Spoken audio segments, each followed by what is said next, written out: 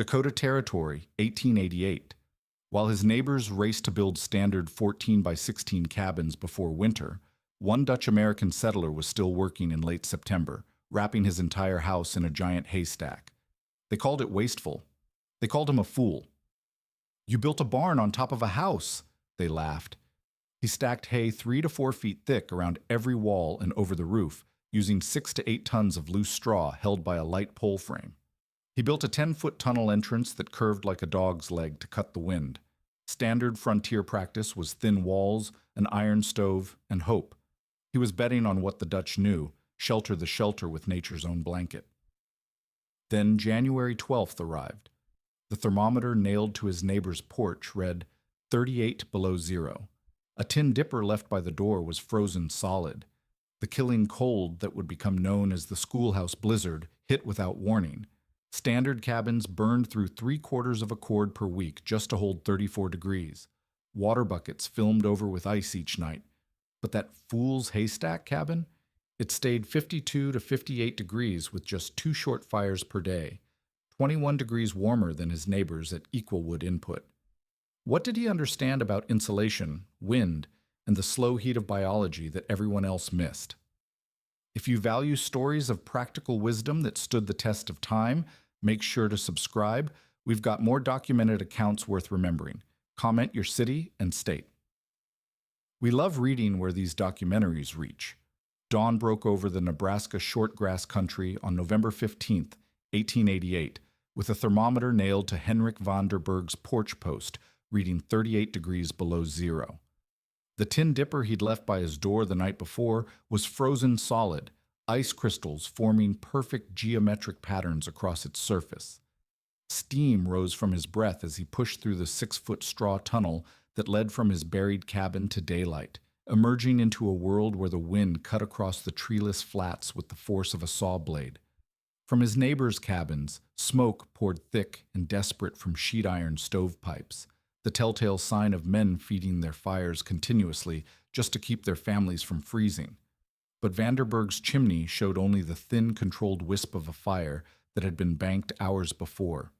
His cabin, completely invisible beneath its massive haystack shroud, held steady at 52 degrees, while his neighbors burned cord after cord just to maintain the low 30s. 3 months earlier, those same neighbors had gathered to watch Vanderberg's peculiar construction project with a mixture of amusement and disbelief.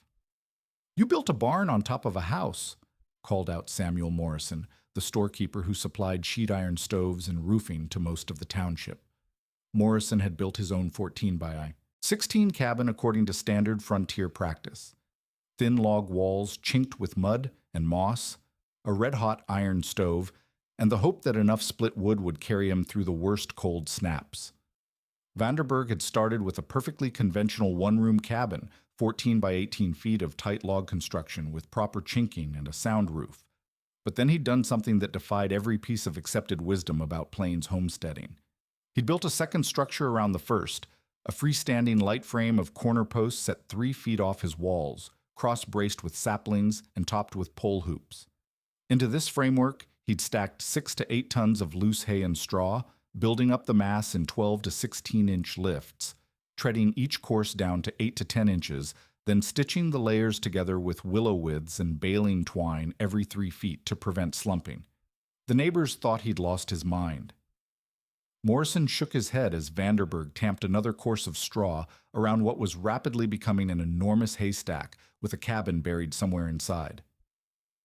"That's good fodder you're wasting," Morrison had said. "A man needs to feed his stock, not bury his house." Vanderberg had learned his methods from sources his neighbors didn't understand or trust. He'd grown up in a Dutch-settled farming region where hay barracks, hooibergen, were as common as corn cribs. The principle was simple: protect what mattered by sheltering it completely. A hay barrack used an adjustable roof and sturdy posts to keep tons of fodder dry through the wettest seasons. Vanderberg had simply inverted the logic, using the hay itself as the shelter and the cabin as what needed protecting. His mentor in this peculiar construction was Cornelius Decker, an elderly Dutchman who'd settled 2 sections over and who understood the craft of stacking fodder to withstand plains weather.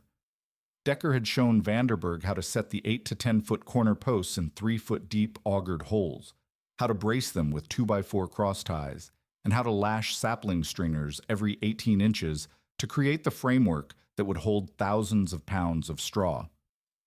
Most importantly, Decker had taught him the critical details that made the difference between a fire trap and a thermal fortress. The stovepipe presented the greatest challenge.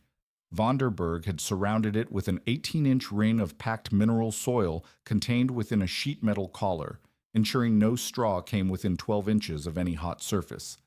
He'd learned this fire prevention technique from Wilhelm Hoffmann, a market gardener who operated manure-heated hotbeds near the rail town. Hoffmann understood biological heat, the slow, steady warmth that came from controlled decomposition, and he'd explained how to manage the moisture and airflow that made the difference between beneficial fermentation and dangerous combustion. The tunnel entrance was Vanderberg's adaptation of plains-wind wisdom. He'd learned from Joseph Crow Feather, an Omaha hunter who'd taught him how prevailing northwest gales behaved on open ground. The tunnel ran 10 feet long, 3 feet wide, and 5 feet high, curving in an S shape to break the wind's force and capture drifting snow that would add even more insulation. The inside face was boarded with 1x10 offcuts to keep the passage clean, and the roof was slightly crowned to shed moisture. Morrison and the other neighbors had watched this construction with growing incredulity. The standard frontier approach was speed and simplicity: throw up walls, add a roof, install a stove, and burn whatever fuel was available to fight the cold. Vanderberg was spending weeks on what looked like elaborate foolishness, stacking straw 3 to 4 feet thick around every surface, creating what amounted to a giant haystack with a house buried at its center. By October, when most cabins were finished and their owners were cutting firewood for winter, Vanderberg was still fine-tuning his thermal envelope. He'd laid an 8 to 12-inch skirt of gravel and ash around the cabin's base to keep the bottom course of straw dry. He'd installed a tiny ridge vent, a 2x10-inch slot to shed moisture without losing significant heat. He'd tested his stovepipe dampers and fire buffers, ensuring he could maintain safe combustion while the cabin was sealed within its straw cocoon. The physics of his design were straightforward, though his neighbors didn't understand them. Loose straw trapped air in thousands of tiny pockets, creating an insulation value of roughly 1 to 2 R units per inch. 3 to 4 feet of properly stacked straw delivered the equivalent of R36 to R96 around the entire structure, insulation performance that dwarfed any conventional log wall. More importantly, the continuous blanket eliminated air infiltration, the true heat thief on the windswept plains. As winter deepened and the real cold arrived, Vanderberg's haystack cabin began to demonstrate capabilities that defied his neighbor's experience. While Morrison burned through 3/4 of a cord per week, trying to maintain 34 degrees in his conventional cabin, Vanderberg used less than 200 pounds of split wood for the same period, maintaining a steady 52 to 58 degrees with just 2 45-minute burns per day. His water bucket stayed liquid at 40 degrees near the wall, and his root cellar held steady at 36 degrees, well above freezing. The morning of November 15th proved the method beyond any doubt. Morrison's cabin registered 29 degrees at dawn, despite a fire that had burned all night. Vanderberg emerged from his tunnel into air that could freeze spit before it hit the ground, but his buried cabin had held 54 degrees with no fire since the previous evening. The haystack had won the argument that mattered most: survival. The construction that had drawn so much mockery from Vanderberg's neighbors represented a precise adaptation of Dutch agricultural engineering to plains survival needs. Where a traditional hay barrack used an adjustable roof system to protect stored fodder from above, Vanderberg had created a fixed framework that turned the hay itself into protective cladding around his living space. The technique required understanding both the structural demands of holding tons of loose material and the thermal principles that would make straw function as insulation rather than merely stored feed. Cornelius Decker had arrived at Vanderberg's homestead in early September with a wagon load of seasoned posts and the accumulated wisdom of 40 years building hay barracks in wet Dutch countryside. The first step was establishing the perimeter framework that would contain the massive straw envelope. They augured holes 3 feet deep at each corner of the cabin, positioning 5 to 6 inch diameter posts 3 to 4 feet off the existing walls. The spacing was critical. 6 to 8 feet between posts provided adequate support without requiring excessive lumber, while the offset distance allowed sufficient thickness for meaningful insulation without creating an unmanageably wide structure. Cross bracing came next, with 2x4 ties connecting each post to its neighbors, and diagonal braces preventing the frame from racking under the weight of stacked straw. Decker had learned through experience that loose hay could exert enormous lateral pressure as it settled, especially when saturated with moisture from rain or melting snow. The bracing system had to be both strong enough to contain thousands of pounds of material and flexible enough to accommodate the inevitable compression that occurred as the straw packed down over time. The stringers and hoops that would actually support the straw required careful positioning and secure attachment. Vanderberg lashed sapling stringers horizontally every 18 inches up each post, creating a grid that would prevent the straw from bulging outward or slumping as it dried and settled. Above the cabin's eave line, he added 2 circular hoops of bent hickory, positioned to keep the upper portion of the stack plumb and prevent the characteristic mushroom shape that made poorly built hay barracks shed water directly onto their contents. Before beginning the actual stacking process, Vanderberg prepared the critical moisture management systems that would determine whether his thermal envelope became an asset or a liability. He laid an 8 to 12-inch border of gravel and ash around the cabin's perimeter, creating a capillary break that would prevent ground moisture from wicking up into the bottom course of straw. This foundation skirt would later be sealed by packed snow, but during construction it provided the drainage necessary to keep the lower portions of the stack dry during the vulnerable period before winter's arrival.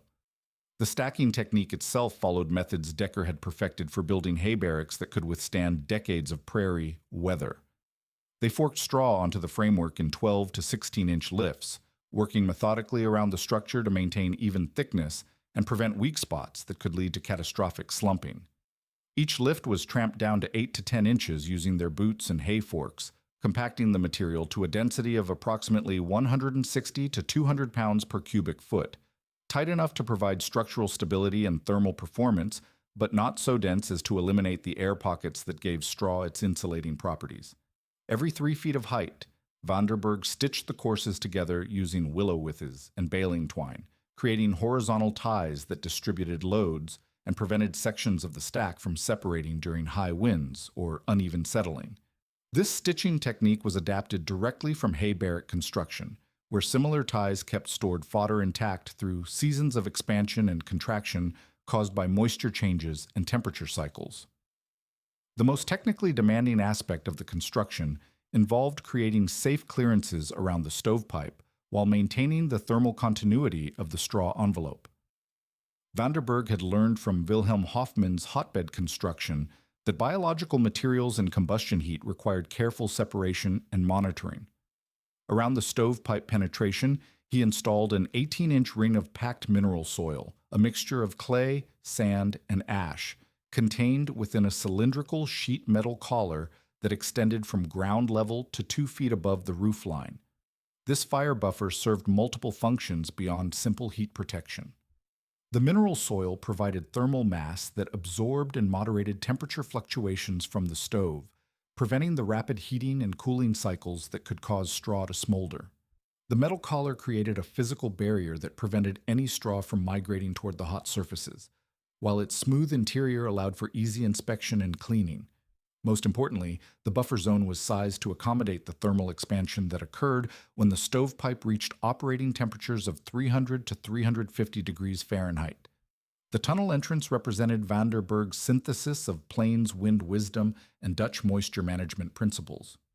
Joseph Crow Feather had explained how northwest gales behaved on open ground, carrying not just cold air but fine snow particles that could infiltrate even small gaps in a structure's envelope. The tunnel needed to stop this infiltration while providing access that didn't compromise the thermal barrier. Vanderberg constructed the tunnel using 2 parallel rails set 3 feet apart, with hickory hoops spaced every 3 feet to maintain the opening's dimensions under the weight of surrounding straw. The tunnel extended 10 feet from the cabin door, curving in an S shape that broke the direct path for wind, while creating pockets where heavier cold air could settle rather than flowing into the living space. The interior dimensions, 3 feet wide and 5 feet high, were sized to accommodate a person carrying firewood or water buckets while minimizing the volume of cold air that entered each time the passage was used. The tunnel's roof required the same careful attention to moisture management that governed the main structure. Vanderberg crowned the roof slightly to shed water, then covered it with a thatch cap woven from the longest, straightest straw available. The interior face was lined with 1x10 board offcuts, creating a clean surface that could be swept and maintained without disturbing the surrounding straw structure. Ventilation control represented the final technical challenge in creating a structure that could breathe without losing thermal efficiency. Vanderberg installed a single ridge vent, a narrow slot measuring 2x10 inches, positioned at the highest point of the straw envelope. This opening was sized to represent less than 1% of the total roof area, sufficient to allow moisture vapor to escape without creating significant heat loss. A simple damper system allowed him to adjust the vent opening based on interior humidity levels and outside temperature conditions. The completed structure contained approximately 6 to 8 tons of loose straw held within a framework that measured roughly 24 by 28 feet at its base and rose to a height of 14 feet at the ridge. The thermal envelope it created around Vanderberg's cabin provided insulation equivalent to R36 to R96, depending on the final density achieved in different sections of the stack. More importantly, it eliminated virtually all air infiltration, creating a sealed environment where heat generated inside could be retained with minimal fuel input. The blizzard that would test every cabin in the township began on the morning of January 12, 1889, with a deceptive calm that fooled even experienced plain settlers. Samuel Morrison stepped outside his conventional cabin to check his thermometer and found the mercury sitting at 12 degrees, cold, but manageable for a January morning in Nebraska. The wind was light, barely stirring the snow that had fallen during the night, and visibility stretched for miles across the flat grassland. By 10 o'clock that morning, Morrison would be fighting for his family's survival in what meteorologists would later document as one of the most violent temperature drops in Plains history. The weather system that struck the Central Plains on January 12th brought with it a phenomenon that frontier families had learned to fear above all others, a temperature plunge so rapid and severe that it caught people in summer clothes at their morning chores and left them struggling to reach shelter through whiteout conditions. Within 3 hours, the temperature dropped from 12 degrees to 38 degrees below zero, while winds exceeding 60 miles per hour created a wind chill that could freeze exposed flesh in minutes. Morrison's cabin, built according to standard frontier practice with single-thickness log walls and gaps chinked with mud and moss, began losing its battle with the cold almost immediately. His sheet iron stove, which had maintained adequate warmth during normal winter weather, now required constant feeding just to prevent the interior temperature from falling below the freezing point. By noon, with the wind driving snow through every crack in his cabin's envelope, Morrison was burning split wood as fast as he could feed it into the firebox, yet his interior temperature had dropped to 34 degrees. The thermal demands placed on Morrison's heating system during the crisis revealed the fundamental weakness of conventional plains construction. His cabin's total heat loss during the blizzard exceeded 8,000 British thermal units per hour, a rate that required burning nearly 100 pounds of mixed hardwood and softwood every day just to maintain minimal livability. The stove's sheet iron construction, designed for normal winter conditions, glowed red hot as Morrison tried to extract maximum heat from each piece of fuel, yet the cabin's poor insulation and massive air infiltration defeated his efforts. 2 miles away, Vanderberg monitored the same weather system from inside his straw-shrouded cabin with the calm attention of a man whose shelter was performing exactly as designed. His interior temperature, measured by a mercury thermometer mounted on the cabin's center wall, held steady at 54 degrees despite winds that were driving snow particles through gaps in structures throughout the township. The thermal envelope created by his straw barrier was demonstrating insulation performance that his neighbors had dismissed as impossible. The physics governing Vanderberg's superior performance during the crisis were straightforward but revolutionary in their application to plains homesteading. Where Morrison's cabin lost heat through conduction, convection, and massive air infiltration, Vanderberg's structure had eliminated virtually all thermal bridges and air movement. The 3 to 4 foot thickness of straw provided continuous insulation with an effective R value between 36 and 96, depending on density and moisture content. More critically, the straw envelope had created what amounted to a sealed thermal barrier with controlled ventilation, preventing the wind-driven heat loss that was destroying Morrison's efforts to stay warm. Vanderberg's fuel consumption during the 10-day crisis that followed the initial blizzard provided measurable proof of his method's effectiveness. While Morrison burned through nearly 3/4 of a cord per week, trying to maintain temperatures in the mid-30s, Vanderberg used approximately 200 pounds of split wood for the same period, achieving interior temperatures 21 degrees warmer with less than 1/4 the fuel input. His morning routine consisted of 2 controlled burns lasting 45 minutes each, using his stove's damper system to extract maximum heat from each piece of wood while maintaining safe combustion temperatures. The biological heating effect that Wilhelm Hofmann had explained during construction began manifesting itself as the crisis deepened and snow accumulated around the straw envelope. The outer courses of Vanderberg's stack, maintaining moisture content between 15 and 20%, began generating low-level decomposition heat as microorganisms broke down organic matter in the absence of free oxygen. This controlled fermentation process, similar to the mechanisms Hofmann used in his market garden hotbeds, raised the temperature of the hay mass to between 80 and 110 degrees Fahrenheit. The radiant warmth from this biological heating process, conducted through the straw mass toward the cabin walls, provided an additional thermal boost that Vanderberg could feel as a gentle warmth radiating from the interior surfaces of his log walls.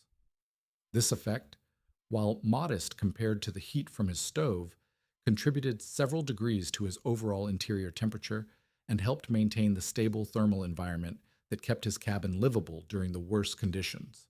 Temperature measurements taken throughout the crisis documented the superior performance of Vanderberg's thermal management system across every aspect of winter survival. While Morrison's water bucket filmed over with ice each night, despite being placed near his overworked stove, Vanderberg stayed liquid at 40 degrees near the wall and 46 degrees at the cabin's center. His root cellar, insulated by the same straw envelope that protected his living space, maintained temperatures between 34 and 38 degrees, well above the freezing point that destroyed Morrison's stored potatoes and other provisions.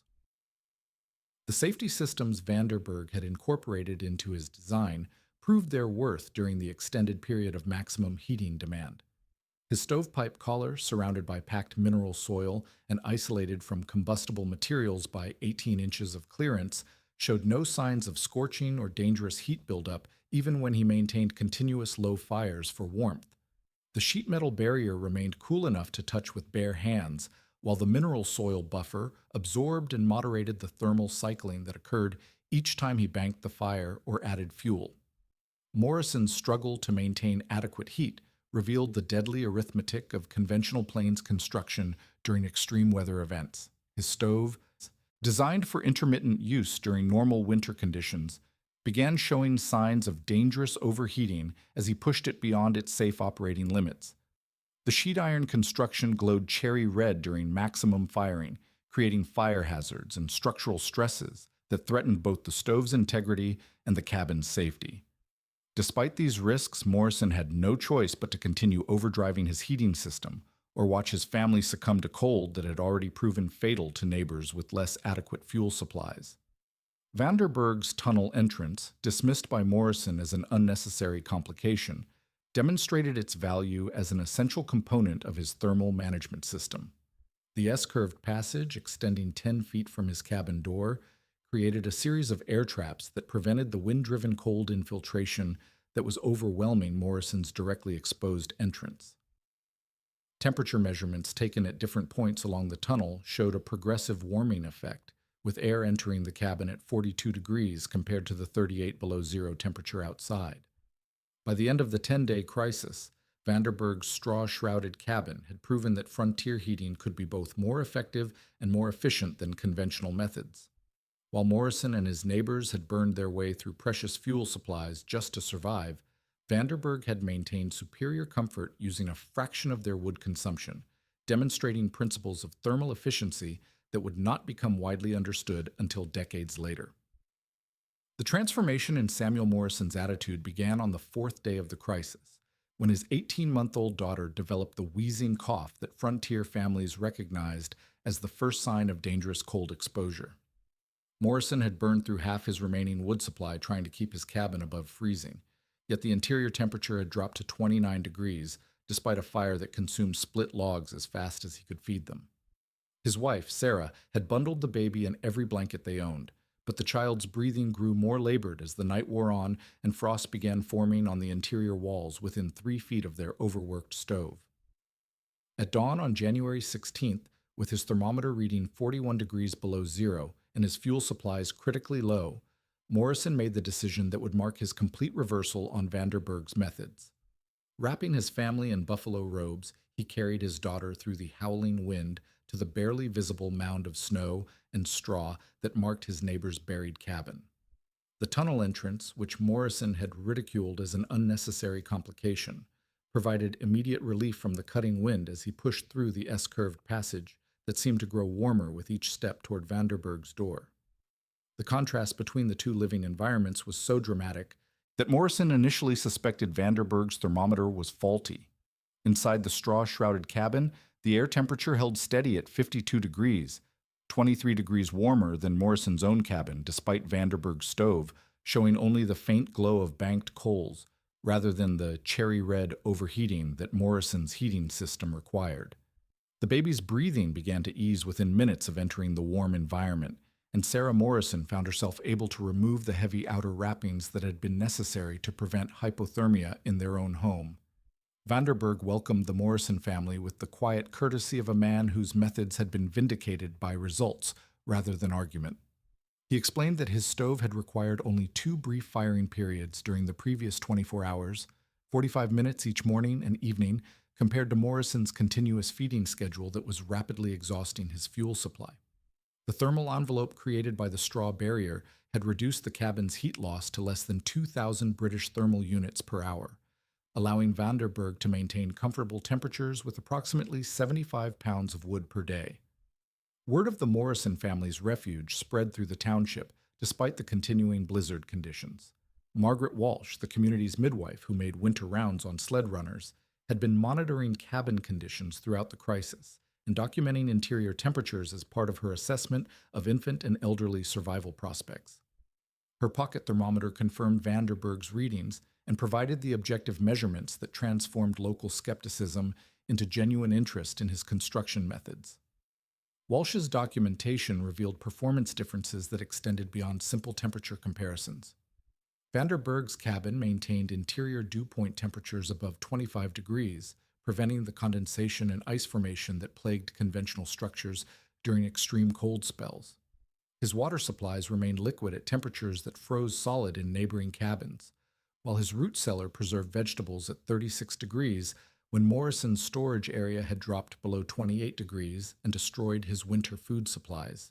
The biological heating effect that Wilhelm Hofmann had predicted became clearly visible during the extended cold period as neighbors began circling Vanderberg's installation with growing curiosity. On calm mornings, they could observe fog lifting from the top of the straw envelope as the fermenting outer courses generated controlled decomposition heat. The visible warmth rising from the structure provided compelling evidence that Vanderberg's design was actively producing thermal energy rather than merely conserving it. Thomas Brennan, a young homesteader whose limited timber resources and abundant straw harvest made him an ideal candidate for adopting Vanderberg's methods, began taking careful notes on fuel consumption and temperature management during his daily visits to check on the Morrison family. Brennan's tally book documented wood usage, firing schedules, and interior temperature readings that would later provide the quantitative foundation for evaluating the method's effectiveness across different cabin sizes and construction types. The practical instruction that emerged from these daily observations focused on immediately applicable modifications that could improve conventional cabin performance without requiring complete reconstruction. Vanderberg demonstrated how a 3-foot straw skirt around a cabin's foundation could reduce cold infiltration by more than 50%, explaining the techniques for stacking, stitching, and moisture management that prevented rot and settling problems. These partial implementations of his methods provided neighbors with measurable improvements in fuel efficiency and interior comfort. Morrison, whose initial skepticism had given way to careful study, began documenting the specific techniques that could be adapted to conventional construction. Vanderburg showed him how to create effective fire buffers around stovepipes using readily available materials like clay, sand, and sheet metal, reducing the fire hazards associated with overheated heating systems. The installation of simple damper controls and ash management systems improved combustion efficiency and reduced the dangerous overheating that had threatened Morrison's stove during the crisis. The construction of small cold porches, measuring 3 by 5 feet and attached to existing cabin entrances, emerged as another immediately practical adaptation of Vanderburg's tunnel principle. These buffer spaces, which cost less than $5 in materials and could be built in a single day, reduced the thermal shock that occurred each time a cabin door opened during severe weather. 4 families implemented this modification during the remaining winter months and reported dramatic reductions in interior temperature fluctuations and fuel consumption. Vanderburg's moisture management techniques proved equally valuable for neighbors struggling with condensation problems that created ice buildup on interior walls and compromised insulation performance. His methods for controlling humidity through minimal ventilation, combined with proper vapor barriers and thermal mass positioning, eliminated the frost formation that had made Morrison's cabin increasingly difficult to heat as the crisis continued. The measurable results documented by Walsh and Brennan provided objective validation of Vanderburg's thermal management principles. Cabins implementing even partial straw banking reported wood savings between 35 and 60% during the 2-week period following the initial blizzard, while interior temperatures remained 5 to 10 degrees warmer than comparable. Unmodified structures. Root cellars protected by straw skirts maintained temperatures above 34 degrees, preventing the food losses that had devastated families relying on conventional storage methods. By the time the weather system finally moved east and temperatures began their gradual return towards seasonal norms, Vanderburg had quietly become the township's acknowledged expert on winter survival construction. Morrison, whose initial ridicule had given way to respectful attention, found himself recommending Vanderburg's methods to neighbors who were already planning modifications for the following winter. The man who had been dismissed as a fool for burying his cabin in a haystack had demonstrated principles of thermal efficiency that would influence regional building practices for generations. The social transformation was as complete as it was undramatic. Vanderburg made no speeches about vindication and offered no reproaches to those who had mocked his methods. Instead, he shared his knowledge freely with anyone willing to learn, understanding that frontier survival depended on community resilience rather than individual superiority. The haystack cabin had proved its worth through measurable performance during the ultimate test, converting skeptics through results rather than argument. The spring thaw of 1889 arrived with the gradual warming that frontier families welcomed as deliverance from winter's siege. By late March, daytime temperatures had risen sufficiently to begin melting the massive snowdrifts that had accumulated around every structure in the township. Vanderburg faced the task that his neighbors had been predicting would prove the fatal flaw in his haystack construction, removing tons of straw that had been compacted by months of snow and ice without discovering a rotted, moldy disaster beneath. The dismantling process that Vanderburg undertook in early April revealed the engineering precision that had made his thermal envelope successful. Working methodically from the top down, he removed the straw in the same systematic courses in which it had been installed, using hay forks to lift sections that remained remarkably intact despite months of extreme weather exposure. The stitching system of willow withes and baling twine had prevented the slumping and separation that could have created weak points where moisture penetration might have caused rot or structural failure. Samuel Morrison arrived with several other neighbors on the morning when Vanderburg reached the level of his cabin's eave line, expecting to find evidence of the moisture damage that conventional wisdom insisted must have occurred. Instead, they discovered log walls that were completely dry, with no signs of mold, rot, or moisture staining that typically appeared on structures subjected to prolonged humidity exposure. The The chinking between the logs remained intact and showed no evidence of the freeze-thaw cycling that commonly damaged conventional construction during severe winters.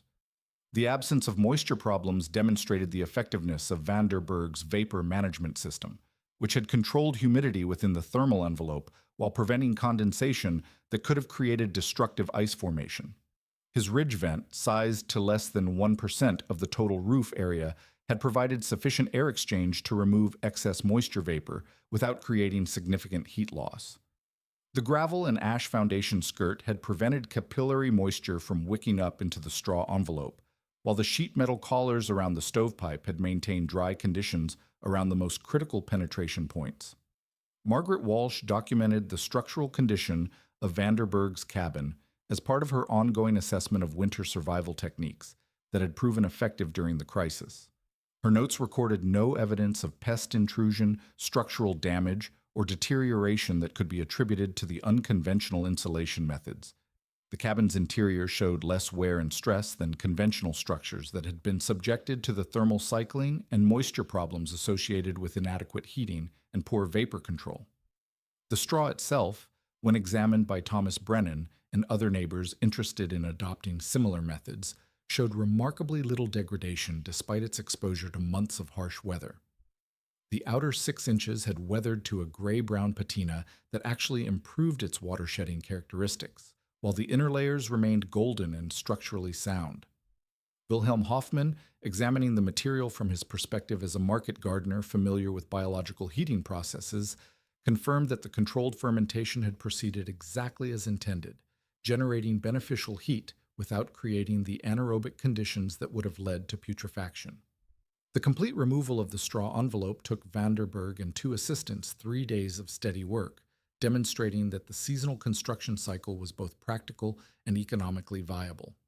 The straw that came off the cabin retained sufficient quality to serve as valuable livestock bedding and soil amendment, providing economic return that partially offset the initial investment in materials and labor. This reusability addressed one of the primary objections that neighbors had raised about dedicating valuable fodder to construction purposes. Van der Berg's methods began spreading through the region during the summer building season of 1889, as homesteaders prepared for the following winter with knowledge gained from the previous year's crisis. Thomas Brennan implemented a full straw envelope around his 14 by 16 cabin, following van der Berg's specifications for post spacing, straw thickness, and moisture management. James Murphy and his brother installed 3-foot straw skirts around their existing cabins, adopting the perimeter insulation technique without committing to complete reconstruction. The township's adoption rate reflected both the documented effectiveness of van der Berg's methods and the practical constraints that governed frontier construction decisions. Of the 12 families who had witnessed the performance differences during the January crisis, 4 implemented full straw envelopes for the 1889 to 1890 winter season. 8 others adopted partial measures, including foundation skirting, improved fire management systems, and cold porch construction that incorporated van der Berg's principles without requiring complete rebuilding. Morrison, whose family had survived the crisis only through van der Berg's hospitality, became an unexpected advocate for the thermal management principles he had once ridiculed. His documentation of fuel savings and comfort improvements provided practical evidence that convinced neighbors who remained skeptical of more dramatic construction modifications. Morrison's installation of a 3-foot straw skirt around his cabin's windward walls reduced his wood consumption by 38% during the following winter, while maintaining interior temperatures 5 to 7 degrees higher than the previous season. The agricultural extension system that was beginning to develop in Nebraska during the 1890s took notice of the regional adoption of van der Berg's methods through the documentation provided by Walsh, Brennan, and other observers who had recorded quantitative data on thermal performance. County Agricultural Agent Robert Crawford, arriving in the area in 1891, interviewed families who had implemented various aspects of the straw insulation system and compiled their experiences into bulletins that recommended thermal economy measures for Plains homesteaders. Crawford's official validation of van der Berg's principles represented the transformation of a mocked innovation into accepted regional practice. His circulars described straw banking, envelope insulation, and biological heating as proven methods for improving winter survival prospects on the plains, citing specific fuel savings and temperature performance data collected from local practitioners.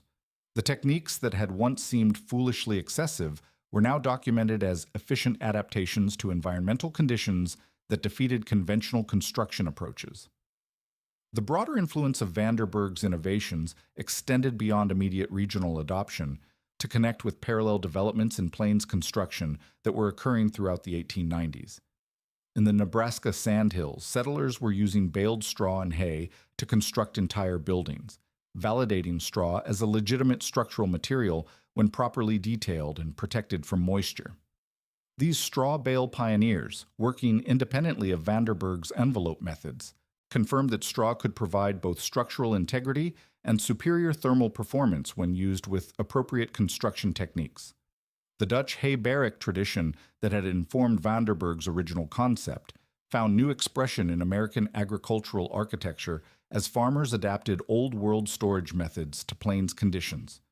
The principle of sheltering what mattered most, whether harvested crops or human habitations, proved universally applicable to environments where conventional construction materials were scarce, and thermal demands exceeded the capacity of standard building techniques. Wilhelm Hofmann's biological heating methods, demonstrated in Vanderburg's outer straw courses, anticipated the larger-scale compost heating systems that would gain popularity in the 20th century as renewable energy technologies. The controlled fermentation that had provided supplemental warmth to Vanderburg's cabin represented early application of principles that would later be developed into comprehensive heating systems for greenhouses and residential buildings. By 1895, Vanderburg's Haystack cabin had established a documented lineage of thermal management techniques that influenced regional building practices throughout the Central Plains. The methods that had been dismissed as the folly of a misguided immigrant had proven their worth through measurable performance during the ultimate test of frontier survival, demonstrating that the best construction solutions often came from adapting traditional knowledge to new environmental challenges rather than accepting conventional wisdom that had never been tested under extreme conditions.